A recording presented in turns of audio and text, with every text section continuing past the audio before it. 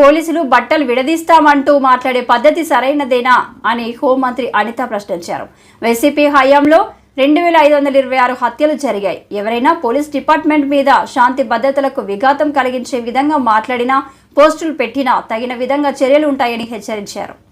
Press meet పెట్టి ఎలా మాట్లాడారు, ఏం మాట్లాడారు అన్నది ప్రపంచం అంతా చూశారు. నిన్న అదంతా ప్రెస్ మీట్ అంతా చూస్తా ఉంటే, ప్రెస్ మీట్ లో జగన్మోహన్ రెడ్డి ఆ ప్రెస్ అతని మాటలు ఒక చెవులో వినిపిస్తా ఉంటే మైండ్ లో రన్ అవుతుంది. ఏంటి రన్ అవుతుంది తెలుసా ప్రజలందరికీను? ఇదే జగన్మోహన్ రెడ్డి లాస్ట్ 5 సంవత్సరాలు చేసిన అరాచకాలన్నీ ప్రజల మైండ్ లో రివైండ్ అవుతున్నాయి. ఎలా రివైండ్ అవుతున్నాయి? మాట్లాడితే లా అండ్ ఆర్డర్ లేదు, లా అండ్ ఆర్డర్ లేదు, లా అండ్ ఆర్డర్ లేదు. అసలు నాకు అర్థం కాలేదు. ఇంతకు ముందు చంద్రబాబు నాయుడు గారు ప్రతిపక్ష నేతగా ఉండేటప్పుడు చలో ఆత్మ అని చెప్పి పిలిపిస్తే నువ్వు ఇంటి దగ్గరకు వచ్చి తాళ్లు కట్టి, గేట్లకు తాళ్లు కట్టి ఆయన హౌస్ అరెస్ట్ చేసిన పరిస్థితి కూడా మర్చిపోయాడు ఆయన? ఏమైనా వైజాగ్ టూర్ పెట్టుకుంటే ఎయిర్పోర్ట్ నుంచి బయటకు రానివ్వకుండా గూండాలను పెట్టి అతని మీద దాడి చేయించిన పరిస్థితి మర్చిపోయారా Jaganmohan Reddy? Law and order గురించి మాట్లాడుతున్నాడు ఆయన. ఇప్పుడు ఆయన ఎక్స్ సీఎం గా చంద్రబాబు నాయుడు గారు ఉన్నప్పుడు ఆయన చేసిన అరాచకాల్లో ఏదో మచ్చుకు కొన్ని చెప్తున్నా.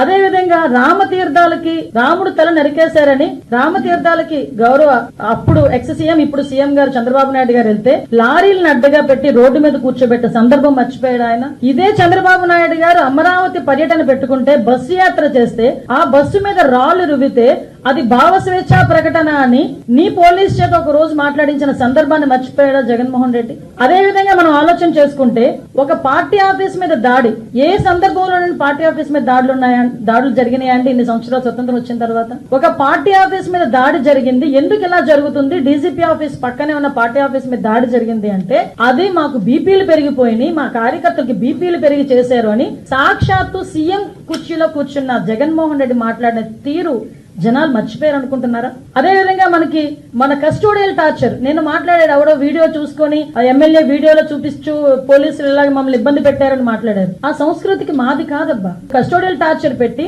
ముసుగులు వేసుకుని కొడుతూ వీడియో కాల్లో చూసి ఆనందపడిన సందర్భాలు మీరు మర్చిపోయారేమో గానీ ప్రజలు ఇంకా మర్చిపోలేం. మేము ఎలాగో మర్చిపోలేం, ప్రజలు కూడా మర్చిపోలేం. లోకేష్ గారి మీద కేవలం ప్రశ్నించినందుకు 23 కేసులు పెట్టిన పరిస్థితి మర్చిపోయారు. మరి ఈ రోజు నువ్వు వచ్చి లా అండ్ ఆర్డర్ గురించి మాట్లాడతావు, చంద్రబాబు నాయుడు గారి గురించి మాట్లాడతావు, పవన్ కళ్యాణ్ గారి గురించి మాట్లాడతావు. పవన్ కళ్యాణ్ అక్కడ సీఎం మీద కేసులున్నాయి, డిప్యూటీ సీఎం మీద కేసులున్నాయి. సీఎం రోడ్డు ఇప్పుడున్న సీఎం గారిని రోడ్డు మీద నిలబెట్టావు, డిప్యూటీ సీఎం గారిని రోడ్డు మీద పడుకోబెట్టావు.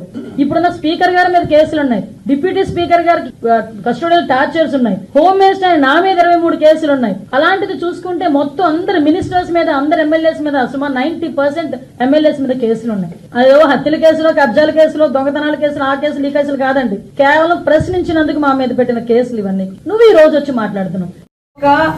బాధితుడిని బాధిత కుటుంబాన్ని పరామర్శించాల్సిన తీరు చూస్తే నిజంగా ఇలాగా పరామర్శిస్తారు? దట్టు ఒక 5 సంవత్సరాలు 151 సీట్లు ప్రజలు ఇచ్చిన సీఎం గా చేసిన వ్యక్తి. అఫ్ కోర్స్ ఆ రోజు అతను చేసిన అన్యాయాలు, అక్రమాలు బట్టి సుమారుగా దగ్గర ఇప్పుడు మళ్ళా 11 సీట్లకు పడిపోయిన వ్యక్తి. పరామర్శకి వెళ్ళినప్పుడు కూడా 11 సీట్లు వచ్చినా కూడా బుద్ధి రాకుండా ఆ పరామర్శించిన తీరు చూస్తా ఉంటే నిజంగా చాలా బాధ అనిపించే పరిస్థితి. లాస్ట్ 5 years లో మేము చెప్పామండి, ఐపీసీ సెక్షన్ ప్రకారం అన్నది కాకుండా వైసీపీ సెక్షన్ ప్రకారం అని చెప్పి పోలీసుల చేత కూడా పనిచేయించి పోలీస్ వ్యవస్థని కూడా నిర్వీర్యం చేసేసి ఈ రోజు అదే పోలీసు వ్యవస్థ మీద విరుచుకుపడే పరిస్థితి చూస్తా ఉంటే జగన్మోహన్ రెడ్డి మానసిక పరిస్థితి కూడా మేము జాలిపడాల్సిన సందర్భం. ఒక జగన్మోహన్ రెడ్డి అన్న వ్యక్తి ఒక పులివెందలకి మాత్రమే ఒక ఎమ్మెల్యే, అతనికి ప్రతిపక్ష హోదా లేదు.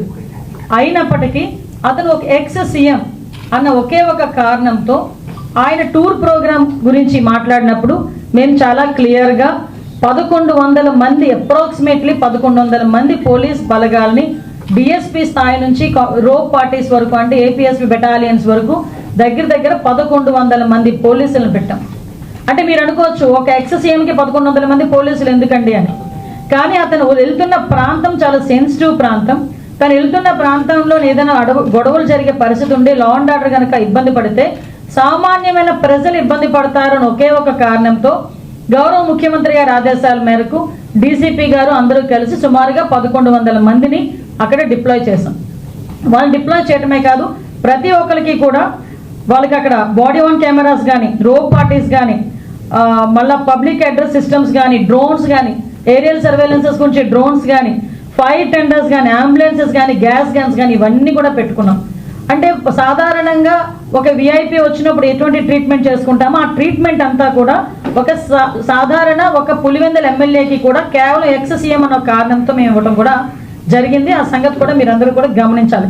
అదేవిధంగా సుమారుగా 7/4/2025 అంటే నిన్న ఇన్సిడెంట్ కన్నా మొన్న ఎస్పీ గారు చాలా క్లియర్గా కూర్చుని ఒక మీడియా ద్వారా వాళ్ళని పర్సనల్గా కూడా వైసీపీ నాయకుల్ని పిలిపించి ప్రాబ్లం ఎదురయ్యేటట్టుంది, ఎక్కువ మందిని మీరు మొబిలైజ్ చేయడం, వాట్సాప్స్లో కూడా ఇంతమంది రండి అంతమంది రండి, పోలీసులు కనుక మిమ్మల్ని అడ్డుకుంటే నడుచుకొని రండి లేకపోతే పరిగెత్తుకుంటూ రండి అని చెప్పి వాట్సాప్లో కూడా మెసేజ్లు చాలా మంది వైసీపీ నాయకులు రెచ్చగొట్టే ధోరణిలో అవన్నీ పెట్టారు. వాటి నేపథ్యంలో ఎస్పీ గారు కూడా అది చాలా నేరో రోడ్, పక్కన ఒక చెరువు ఉంది, ఒక పక్క చూస్తే కొన్ని 2-3 విలేజ్లు చాలా సెన్సిటివ్ విలేజెస్ ఉన్నాయి కాబట్టి అక్కడ మీరు వచ్చేటప్పుడు కూడా ఎక్కువ మందిని మొబిలైజ్ చేయడం కానీ, అదేవిధంగా కొంచెం అక్కడ లా అండ్ ఆర్డర్ సిచ్యువేషన్ని కొంచెం కంట్రోల్ చేయడం కానీ, అక్కడ సెక్యూరిటీ పర్పస్లో కూడా ఎక్కడ కూడా ఇబ్బంది లేకుండా పరిస్థితి చూసుకోవాలి. సెక్యూరిటీ పరంగా మేము చూసుకుంటాం, బ్యారికేడ్స్ అవి కూడా జాగ్రత్తగా చేసుకోవాల్సిన బాధ్యత మీది అని చెప్పి వైసీపీ నాయకులకి అందరికీ కూడా చాలా క్లియర్గా చెప్పారు. ఆఖరికి హెలీప్యాడ్ దగ్గర వేసిన బ్యారికేడ్స్ కూడా చాలా ఎందుకు పనికిరాకుండా ఇలా గట్టి కదిపితే పడిపోయేటట్టుగా ఉన్నాయన్న సంగతి మా డిపార్ట్మెంట్ వాళ్ళు ఎవరైతే అక్కడ బ్యారికేడ్స్ వేసారో వాళ్ళకి కూడా చెప్పడం జరిగింది. అంటే ఇక్కడ ఇవన్నీ ఒకసారి మనం అబ్జర్వ్ చేసుకుంటే డాట్ కనెక్ట్ చేసుకుంటే కావాలని అక్కడ ఒక సీన్ క్రియేట్ చేయడానికి లా అండ్ ఆర్డర్